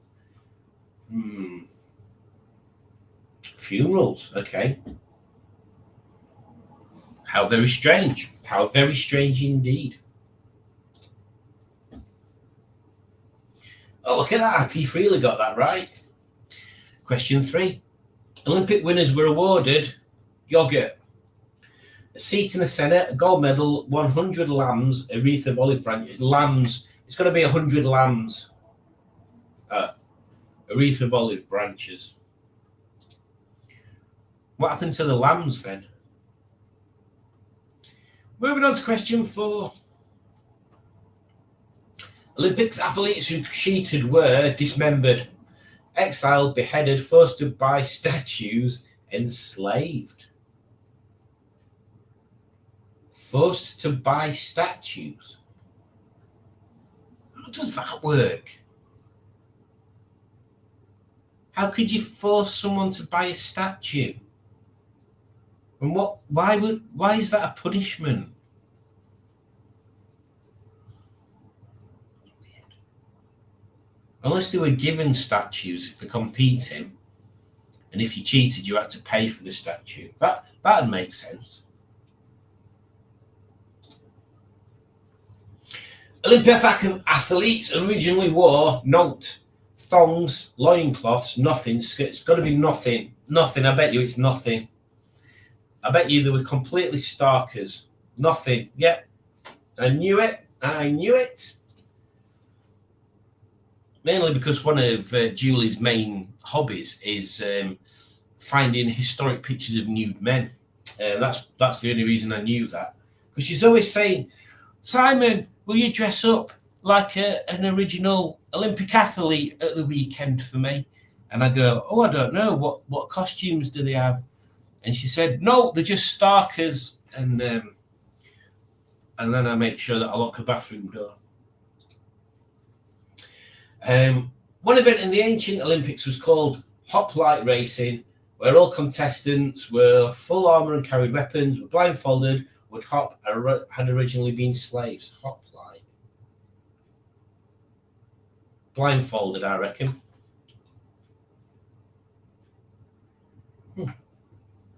Wore full armour and carried weapons, which completely goes against what they've just said in the previous question about them being nude.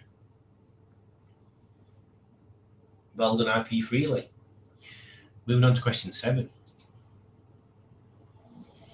The goddess of victory who watched over the athletic contests was known as Adidas, Bum, Reebok or Nike. Adidas.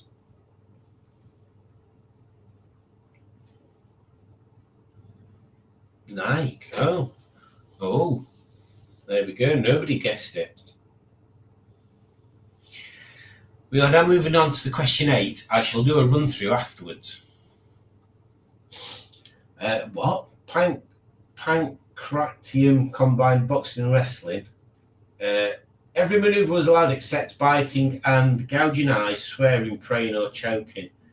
It's got to be gouging, hasn't it? Yeah.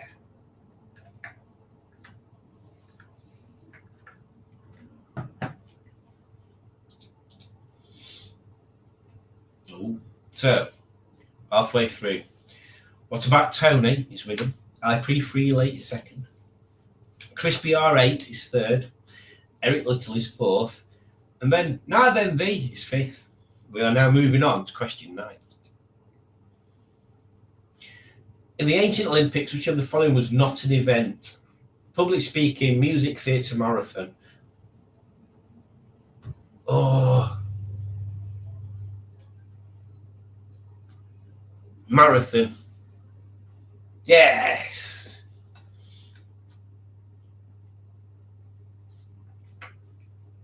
See, originally it was all about the arts and stuff. Sculpture was one of the events as well in the original ones. Moving on to question 10. During one Pancratium match, the winner was Plato, a woman, a dead man, a dead man.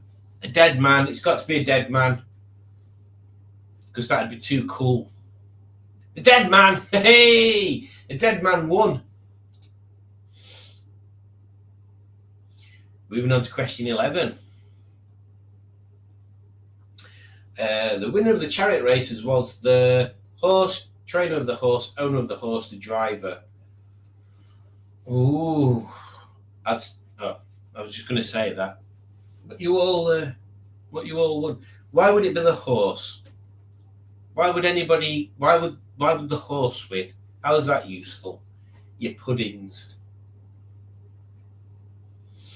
What about Tony's doing the thing?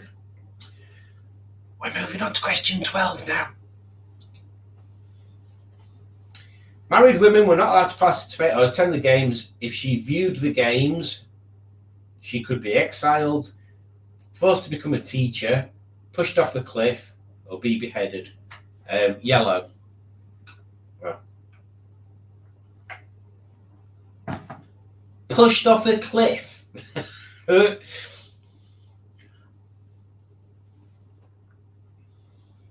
mean, harsh. We are now moving on to question 13. When a winner in the Olympics returned to his hometown, he would often enter a woman. Carried by other athletes through a hole in the wall on the back of a Trojan horse on a path. It's going to be green, isn't it? It's going to be green. It is not. It's through a hole in the wall. When a winner in the Olympics returned to his hometown, he would often enter through a hole in the wall.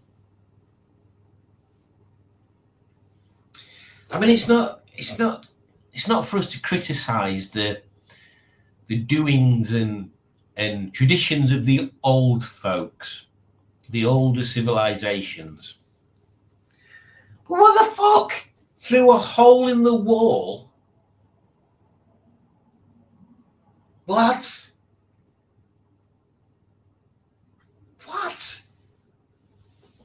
Unless they just mean a doorway.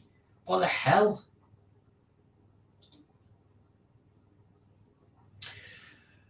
Question 14. In modern relay races, runners carry and pass off batons. Originally, the runners carried sausages, the bones of defeated enemies, scrolls, real bats, torches. Would it be torches? Real bats? Torches. I thought it might be torches. Maybe that's the whole, because there's the thing, isn't there, when the Olympic torches pass from person to person. That's like that, isn't it? That makes sense. That only bloody thing that does make bloody sense, honestly. Question 15 coming up, which I'll do a rundown afterwards. Jumpers often held this when they jumped their crotch. An olive branch, a sprig of parsley, a coin with an image of Zeus, lead weights. What? Lead weights? Maybe they could swing it. It made them jump further. Although it didn't say jumping forward, does it? It could have been high jumps. Anyway, lead weights. There you go. So, after the penultimate question, what about Tony's first? Who is over 1,000 points in front of IP Freely. So what about Tony must be the winner so far? Crispy R8, Eric Little. So Crispy R8 and IP Freely can swap places. Eric Little can get third. Now then, these fifth. Whatever you do, you're fifth. So, final question. Before a contest, one Greek wrestler would walk around the stadium carrying a bull, then kill and eat the entire bull, butt the bull with his head until it died, kill the bull and bathe in its blood, throw the bull at his opponent. What? Carrying a bull, kill and eat the entire bull. What? Don't talk crap. There is literally no way that a Greek wrestler would kill a bull and then eat the entire bull. I'm sorry, that's bollocks. Before a contest. Oh, hang on. Perhaps they mean before the Olympics began. So before Olympics number 23 starts, it'll start on April the 4th.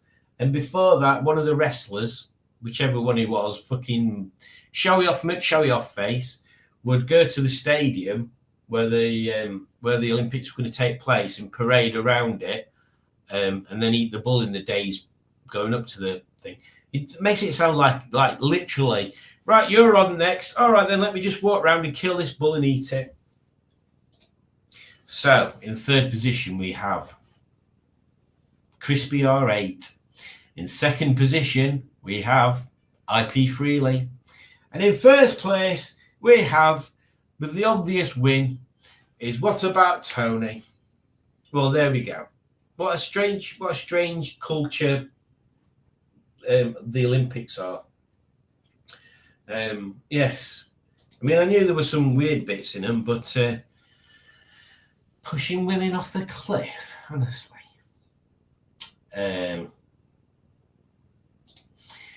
Dinky toys were made by Macasano, a company where Matchbox was Lesney company, not the same. So there you go, Emma. You've been told. What's Matt saying? If anyone is concerned about their cannabis being spiked with spice, please allow me to scientifically test. You wouldn't want to, Matt. You wouldn't want spice. No, typing error should have been Meccano company. That's kind of what I figured. Would anyone like to buy a can of cream soda once belonging to a YouTube sensation? Oh, because he put Cram soda. Ooh, Steve Cram. Very good. Cram soda is only available in small cans. Of course. Smashing Pistons Kex. Another one for the merch. I'd rather accelerate than break down. Ugh. Rob says, when I was a young man, I mean, that's not going back that far, is it, Rob? You're only like 28 now. When I was a young man, my XR3i had a toggle immobilizer switch in the passenger footwell. I was not aware of this. I was not aware of this till this occasion. The young lady I was courting must have kicked it off when we were looking at scenery in the hills. The RAC had to take me home. Oh, poor Rob. Which kind of reminds me of a story that Alex told me on Wednesday, which was, is it Jesse? It is Jesse. Jesse has an immobilizer switch. Exactly the same as what you're describing there, Rob. And someone, not naming any names, someone managed to turn Jessie off while they were on the motorway, and it was raining. And Alex said she was stood at the side of the motorway with her bonnet up, scratching her head about what could be wrong. So it's not firing or anything. Nothing's happening. Nothing at all. No lights or anything. And then she peeked her head round the doorway and asked the passenger, have you switched that switch with your foot? And yes, that's exactly what they'd done, hadn't they? He said, asking nobody in the chat specifically. I mean, you must have been courting her really hard for her not to notice that, Rob. XR3i, Rob, surely you're not old enough. I was only 19 when I had it. What about the XR3i, Rob? Hey! Hey! Oh, dear. Ed it in. Didn't know you were playing football. Oh, God, no, not again. No, not again, Matt. Please, no, no. I had all these jokes the other day. Oh, God. And then I had them again yesterday. I get Matt's jokes in triplicate. Gaz says, being trailer dome in P6 2000 TC, a Mark 1 Fiesta convertible, a Mark 2 Astra, and the Cavalier. I think that's it. The towing company dropped the Fiesta onto a wall. I'm not surprised. I would have done an old convertible Fiesta. Oh, God. Oh, making me ill just thinking about it. Nearly as bad as soft top minis. Oof. Tricky, tricky, tricky.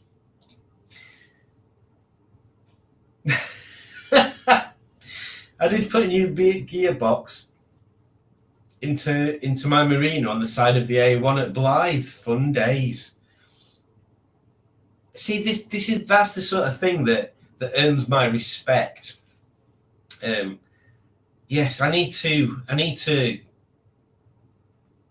to get into that situation where I'm doing stuff. Like, I always think, oh, it'll be tricky doing that. And then I start doing something and it might take me a while, but it's not as difficult as I thought it was. Like doing the master and slave cylinder on the clutch on the ZS. I thought, oh, should I get somebody to do that? I'll just do it. And the more you attempt these things, the less scary they are. Like I've never done a clutch and I've never done a timing belt. And I feel there are two things that I need to do at some point. I would fancy trying to do the timing belt on the ZS, but our friend Adam, who is not here, is not early or late, has done a timing belt on an L series, and he said it was a bit of a pig. So maybe not for that one. But yes, there we go. Was all that in the summer of '69 by any chance? What's for supper, Mr. Jeffries Jr.? We've already had dinner. Yeah, I should have thought about that. Oh, we've had food already, Matt. Healthy food. And now I'm hungry. Weird song that. Summer of '69. Had his real sex dream.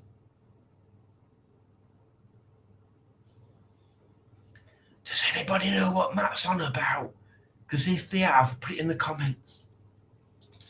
They were the best days of his life. Well, he said that at the time, but then that Robin Hood film came out. Oh yeah, I forgot about that. If Gen Z is off the road, meet me at mine. Drive Herp if you want, or we can share the drive. Yeah, we should do that actually. Oh my God, this is so warm. Whew. It really sounds like he says that. Blindfolded extreme origami. Oh, that'd be good. Sounds painful. Did they call it a glory hole? Maybe they did. Maybe that's where glory hole comes from. A hole in the wall is called a doorway. No, it isn't. Only if there's a door in it. Enter through the hole in the wall. What happens if they forget their PIN number? Do they get declined? Oh dear. Don't talk bollocks for hey. Trapdoor, that blue monster called Burke. Oh, Burke. Burke was the cool guy, weren't he? And then there was Drut, which is turned backwards. He was like the spider. Then there was Boney, who was just a skull. And then there was him upstairs, which was the Burke, feed me. Oh, I love Trapdoor. Fantastic, that. Udder bollocks. Or bullocks, he says even. And then Pingu says udder bollocks. Stephen Cook for second. Well done, Tony. Snap. Oh, and the Andersons have done Bulldust. I've done a £5 donation, so we have to do Alex's favourite clip.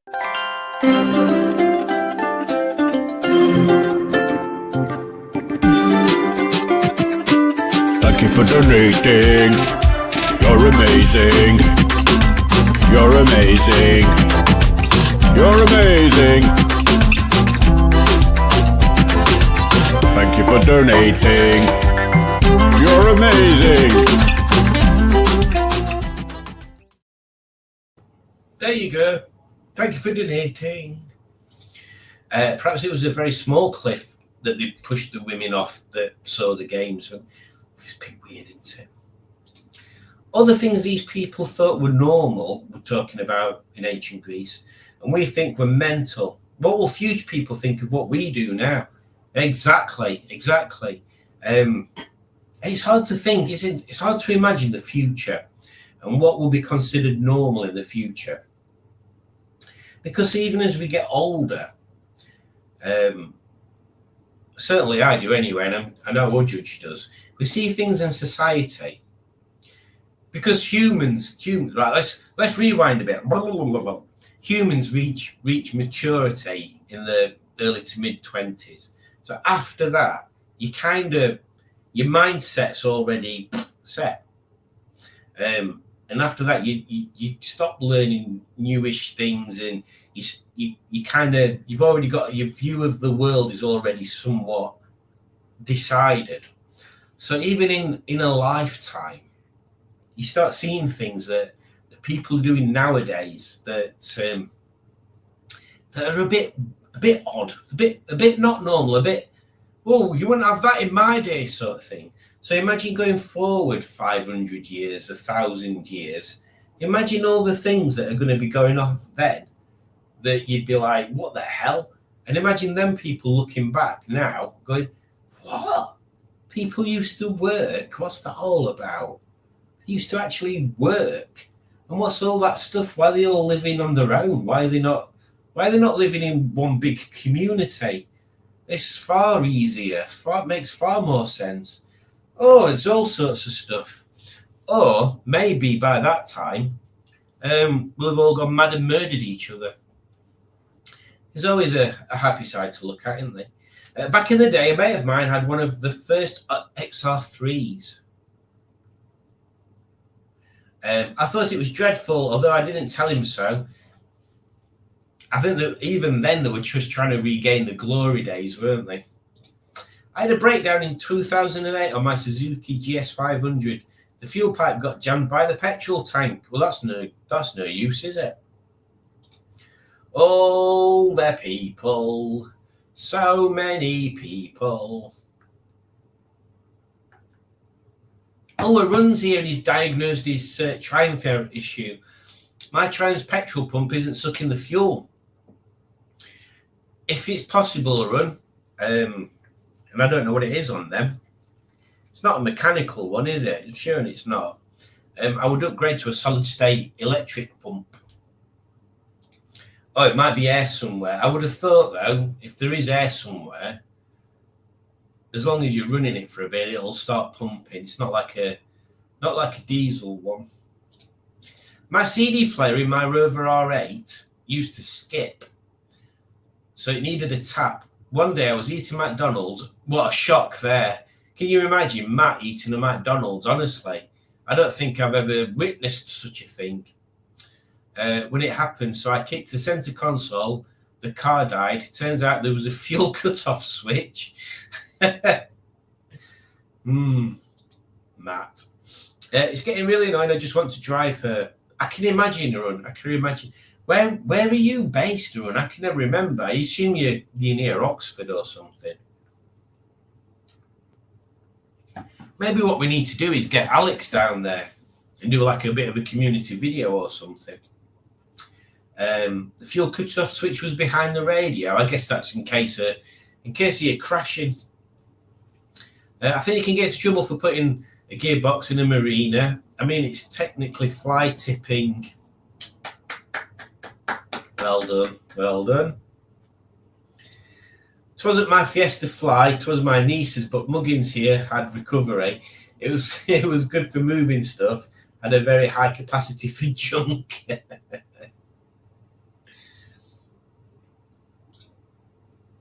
Will it remain Alex's favourite? I don't know what we're talking about there. Haha, Stickman, it should have been pushed into one or a swamp or anywhere. Still, it's the one I may or may not have avoided being caught by the jam butty in. Very good. I wonder if Donald Trump will be considered normal in the future. It's just that whole situation at that side of the pond. I do feel sorry for him. Doesn't the Great British Car Journey have a Fiesta Cap? It does. It does, yes. Yes, it does. I haven't been there for a few weeks. I need to go down there again at some point. Everything's getting so bleeding busy all of a sudden.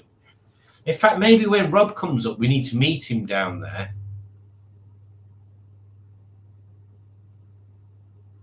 Maybe. I think they do. Last of the Crayfords, not a High Point. It's a mechanical pump.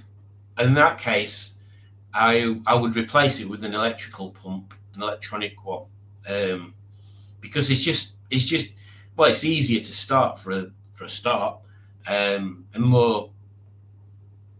I'll say more reliable. It's got a hand primer too. For I don't think Matt is Gandalf at all. I think he is Ronald McDonald, but his wizardry version. That is very true. I think Matt spends most of his time at McDoodles. Although I was responsible for his McDoodling yesterday. Near Oxford City. Oxford. Apparently in the future, we're all going to be replaced by AI. Perhaps an AI Simon will do a quiz stream for a load of AI viewers. Presumably everyone will get all the answers correct. Exactly. And then it'll be exactly like now. It's currently sat in a wet, muddy yard in my friend's garage. So have you not got a car at all now, Arun? So you had the Triumph, whatever it were before, and now you've got a different Triumph, but this one didn't work. Have you tried pressurizing the tank to help the fuel through? Large lung full of air and get intimate with the filler can clear air drops or minor blockages, air traps. Yeah, that's a good point on there.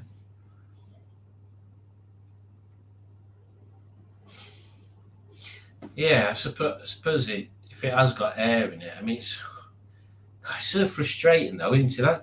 That's the whole reason I'd stick an electronic pump on it, because it's just easier. In the long run, it's just easier. And Ivor's back. And Gas says, hi, Ivor. Well, there we go. We've kind of made it to the... Oh, hang on. We've got more. I haven't been to the Great British Car Journey for ages because it was closed and I was without hope. Are electric pumps expensive? I don't think they're overly expensive. We replaced the one on my dad's MGB GT with a solid state one because that had the old point system one on it. And I don't remember it being that expensive. I don't know how it works replacing a mechanical one. I assume you just bypass the mechanical one. Alex is your gal for that. There's always hope. Electronic ignition is like 150 quid. Now, it depends which one you go for. If you go for the one that's the whole Dizzy, then it can be. But you can just get a set that replaces the points. I think it were about 40 quid for the one that my dad got. Matt laughs at Rob. My Citroen C4 has a hydraulic clutch. And then Ivor says, getting a new clutch this week, has no reverse gear. I'm using my dad's borer at the moment. Stickman TV said it's $2.99. Got a Big Mac or quarter pounder and fries. If you fill in the online survey, stop talking about food. I still need to learn all this car jargon. Yeah, there is quite a steep learning curve, isn't there? Oh, I mean, you're doing the best thing, Aaron. The very best way to learn about all this car stuff is to have a car and do work yourself. That is the best way of doing it, because that's how most people learn anyway, by doing rather than reading. It's like you can read a billion different things, but until you actually start doing stuff, you don't fully comprehend what it is. For example, I've read loads of times about like me and my dad did the head gasket on the NGB the other week, and it took us like 2 or 3 hours at most, something like that. But weren't very long. We spent most of it drinking tea.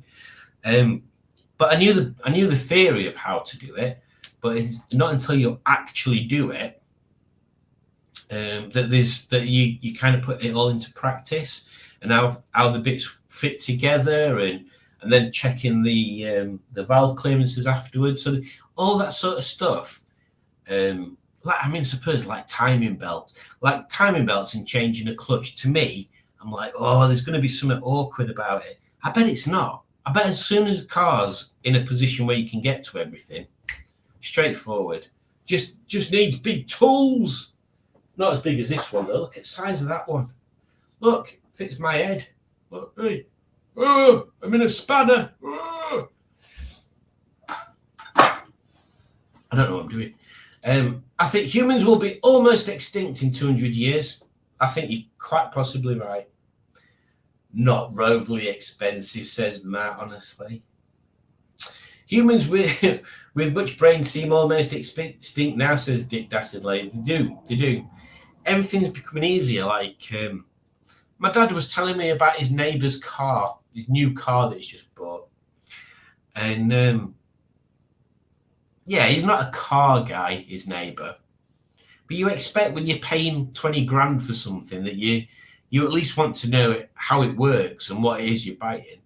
And this guy doesn't seem to know what it is he's actually got. Like, it's a hybrid, but he didn't know how the hybrid bit works. Like, does the engine charge the battery and it's all electric, or does the electric bit just assist when you're accelerating, or is there any point where it's just electric and not petrol?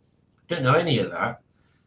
But he did know it's got a feature that if you're driving down motorway and the road bends off to one direction, it'll start steering you round the corner for you. I mean, how stupid's that?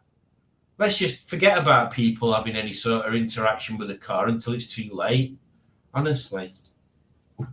I saw a cruise control kit for the Rover 25 last week on Marketplace. 150 quid.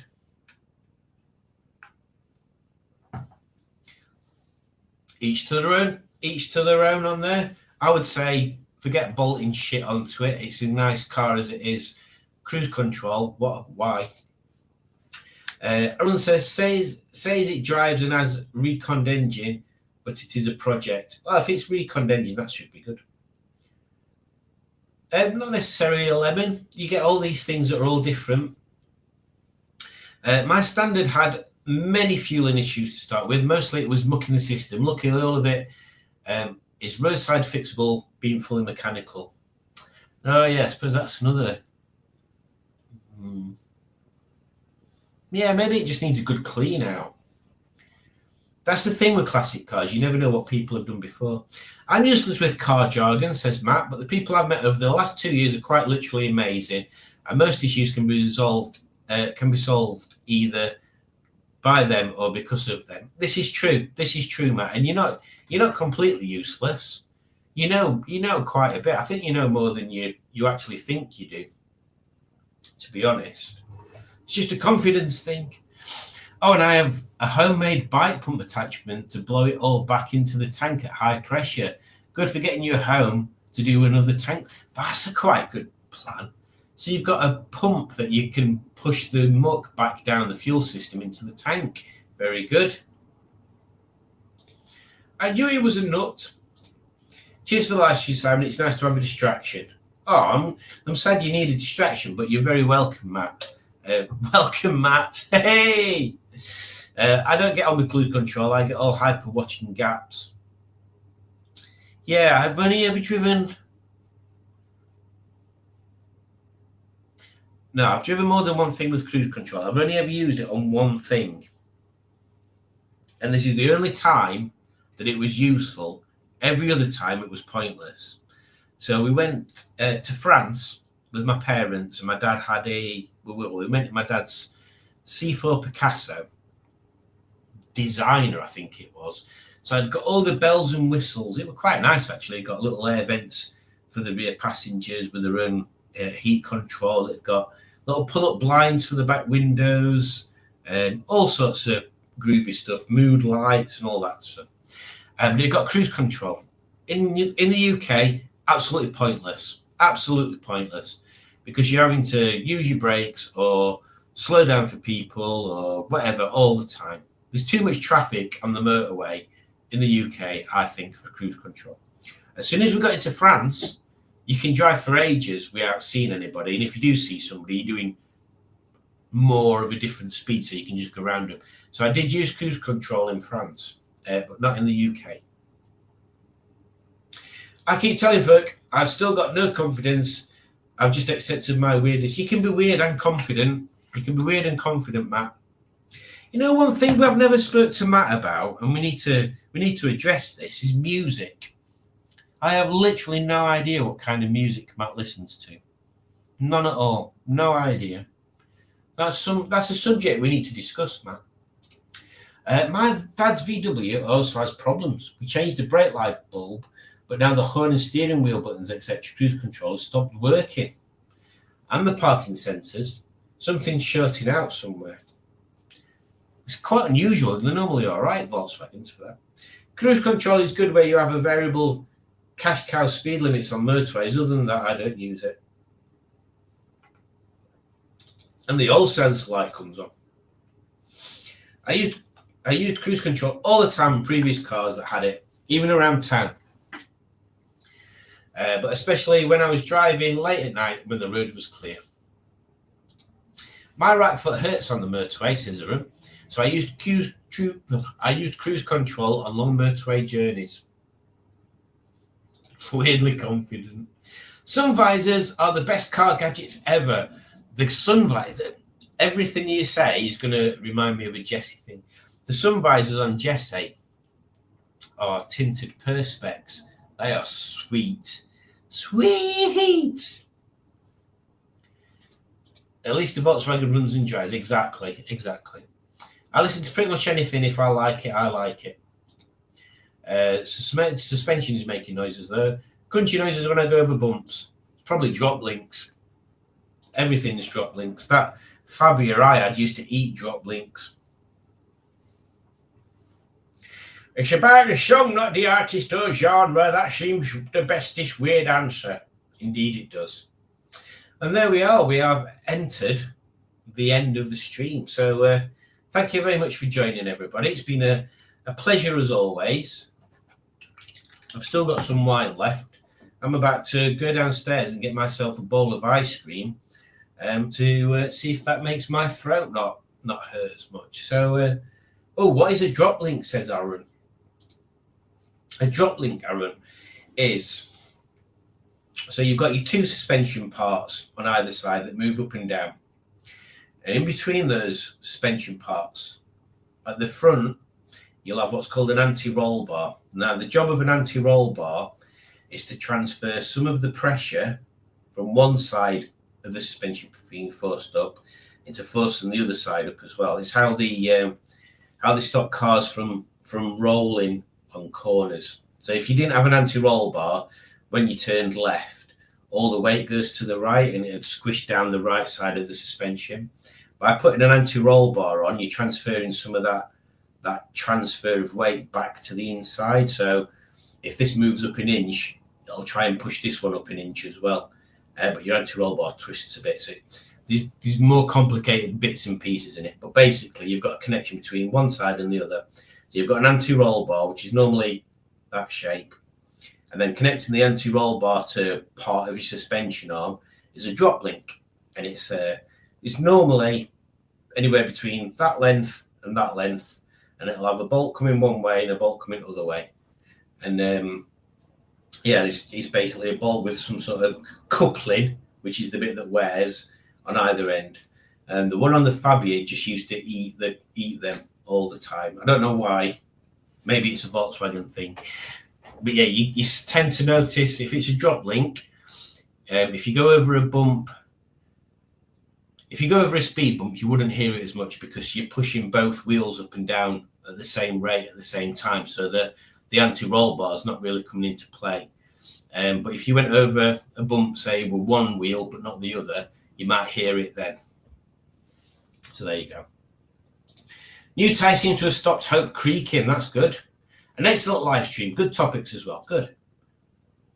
Oh my God, the Codfather has 6 gears. Explain. Are you looking forward to the F1? I completely forgot about it starting. When I can't remember when it starts. I need to get back into that. Good night, Greg Anderson and the Andersons. Vamos Alonso, and yeah, I'm hoping now Newey's moved to Aston Martin, we get a bit more Alonso stuff. The P4 sun visors are amazing. They are. Anti-roll bars prefer cakes. Hey. Yes, Alex thought Hope had 6 gears. It's sci-fi. It's sci full of futuristic tech. It's like driving kit. Oh. I'm so happy that Alex enjoyed driving Hope so much that she lost the ability to count to 10. If you haven't noticed, Matt wants to remind you that Alex has done a video on a Hope review, so you should go and check that out. Cheers and well, good night all. Good night, Dick Dastardly. Yes, thank you everybody for joining. Oh my God. Can your car make Alex smile more? If you think so, then get in touch with her to review it. There you go. There's your challenge. Is your car better than a Rover Streetwise or a BMW 330D Estate? I mean, to be honest, it's not going to be difficult, Rob. She doesn't like modern cars. So there you go. So yes, thank you for watching. Take care, and I shall speak to you on the next live, which will be Monday. Mine has 5 gears, says Gaz. One is reversed, though. Well, mine has 6 gears, then. Jesse's got 6 as well. Yeah, there we go. Right, take care. Have fun. Bye. Oh, hang on. Bye.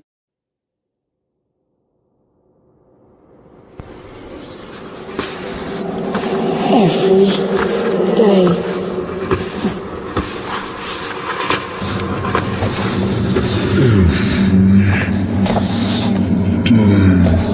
Harris, every day. 10-piece brush set for every day. Ja, det var... Vad sa du?